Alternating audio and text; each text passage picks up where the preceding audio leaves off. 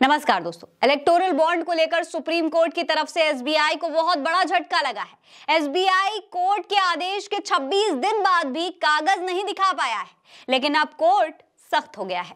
दोस्तों, अदालत ने एसबीआई का वो आदेश खारिज कर दिया है जिसमें राजनीतिक दलों के चंदे वाले चुनावी बॉन्ड के डिटेल की जानकारी देने की समय सीमा 30 जून तक बढ़ाए जाने की मांग की गई थी।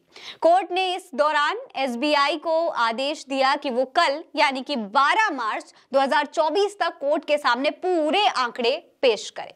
इस आदेश के बाद भी एसबीआई ने मांग की कि कम से कम हमें 3 हफ्ते का समय तो दिया जाए, लेकिन सीजेआई चंद्रचूड़ ने क्लास लगा दी और पूछ लिया कि आखिर आप इतने दिनों से कर क्या रहे थे। 15 फरवरी को कोर्ट ने फैसला सुनाया था, 6 मार्च को आपको रिपोर्ट दिखानी थी, लेकिन अब तक एसबीआई कहां व्यस्त था कि रिपोर्ट पेश करने में 2 दिन पहले आप जो है समय सीमा बढ़ाने की मांग कर रहे हैं। ऐसा आप क्यों कर रहे हैं? सीजेआई ने सख्ती से आदेश दिया है कि कल परसों नरसों अब कुछ नहीं चलने वाला है। अब कुछ भी हो जाए आपको कल ही कागज दिखाने पड़ेंगे। दोस्तों, चुनाव आयोग को शुक्रवार शाम 5 बजे तक जानकारी देनी होगी। साथ ही अदालत ने बैंक को चेतावनी भी दी है कि अगर कल तक जानकारी नहीं दी गई तो अवमानना की कार्रवाई भी की जाएगी। ईसीआई को देने के लिए एसबीआई ने 30 जून तक का समय मांगा है। दरअसल बैंक की तरफ से पेश हुए सीनियर एडवोकेट हरीश साल्वे ने कोर्ट को बताया कि बैंक को जानकारी जुटाने के लिए और समय की जरूरत है। उन्होंने इसके लिए मामले की संवेदनशीलता का हवाला दिया और पूरी प्रक्रिया में नाम नहीं होने की बात भी कही। उन्होंने बताया कि डोनर की जानकारी को बैंक की तय शाखाओं में सील बंद लिफाफे में रखा जाता है। वो आगे बोले कि हमें आदेश का पालन करने के लिए थोड़ा और समय चाहिए। हम जानकारी जुटाने की कोशिश कर रहे हैं और हमें इसके लिए पूरी प्रक्रिया को रिवर्स करना पड़ रहा है। एक बैंक के तौर पर हमें इस प्रक्रिया को गुप्त रखने के लिए कहा गया था।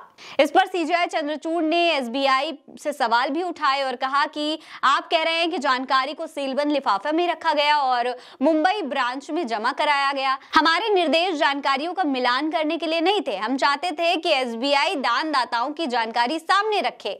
आप आदेश का पालन क्यों नहीं कर रहे हैं? दोस्तों, 30 जून तक का समय मांगने पर एसबीआई को फटकार लगाई गई। अदालत ने कहा कि बीते 26 दिनों में आपने क्या कदम उठाए हैं? आपके आदेश में इस पर कुछ नहीं कहा गया है। साल्वे ने जवाब दिया कि इस काम में 3 महीने का समय लगता है। उन्होंने कहा कि मैं गलती नहीं कर सकता हूं, नहीं तो दानदाता जो हैं वो मुझ पर केस कर देंगे। सीजेआई चंद्रचूड़ ने आदेश देते हुए फिर कहा, एसबीआई ने कहा है कि कैश कराने वाले की जानकारी भी अलग से रखी गई है। दोनों को मिलाना कठिन काम है। 22,000 से अधिक चुनावी बॉन्ड साल 2019 से 2024 के बीच खरीदे गए। 2 स्टेट्स में होने के चलते कुल आंकड़ा 44,000 से अधिक है। ऐसे में उनके मिलान में समय लगेगा।